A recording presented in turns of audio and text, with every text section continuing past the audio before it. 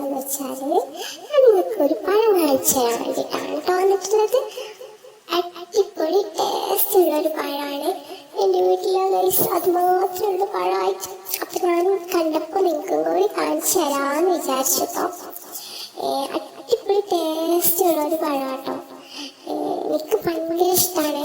പക്ഷേ ചില മരത്തുമ്പോൾ ഉണ്ടാവുന്നത് അത്ര മധുരം ഉണ്ടാവില്ല. പക്ഷെ ഇത് നല്ല മധുരം ഉണ്ടാവും, നല്ല ടേസ്റ്റാണ് കഴിക്കാൻ. എനിക്ക് നല്ല ഇഷ്ടമാണ്. അപ്പം ഞാൻ നിങ്ങളെയും കൂടി കാണിക്കാമെന്ന് വിചാരിച്ചു. എനിക്ക് കാണിച്ചു തരാതിരിക്കാൻ പറ്റൂലല്ലോ.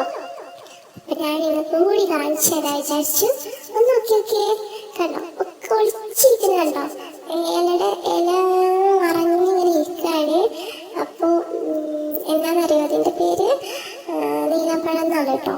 നീലപ്പഴം എന്നാണ് ഇതിന് പറയുന്ന പേര്. ഞങ്ങളുടെ നാട്ടിൽ നീലപ്പഴം എന്നാണ് ഇതിന് പറയുക. നിങ്ങളുടെ നാട്ടിൽ എന്തെങ്കിലും പറയാമെന്നൊന്ന് പറയണേ.